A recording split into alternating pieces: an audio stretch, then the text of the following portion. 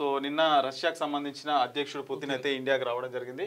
మాది శాంతి మంత్రం, Russia Ukraine వార్లో మేము న్యూట్రల్ కాదు, చర్చలతోనే యుద్ధానికి ముగింపు మోదీ చెప్తున్నారు. వార్ ఆపేందుకు ఇండియా కృషి, రష్యా అధ్యక్షుడు పుతిన్. అమెరికా నుంచి ఒత్తిడి ఉన్న భారత్కు ఇంధన సరఫరా కొనసాగుతుందని ప్రకటన.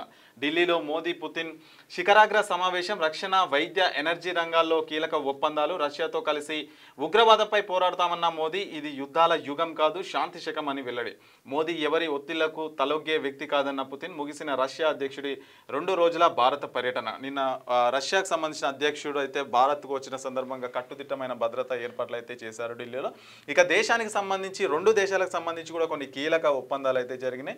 సో ఏవైతే ఆయుధాల కొనుగోలు కావచ్చు, ఇంధన కొనుగోలు కావచ్చు, సో వీటన్నిటికి కొనుగోలు పెద్ద కీలక చర్చ అయితే జరిగింది. మరి ఖచ్చితంగా మోదీ గురించి కూడా చాలా పొగుడుతూ కొన్ని వ్యాఖ్యలు అయితే చేశారు పుతిన్ సంబంధించి.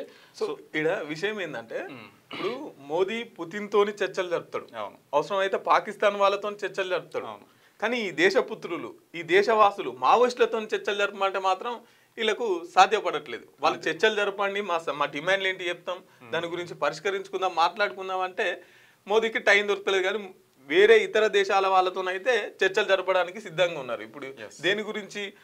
ఇంధనాల గురించి, తర్వాత అణుబాంబులు దానికి సంబంధించినటువంటి చర్చలు జరుపుదాం అంటారు.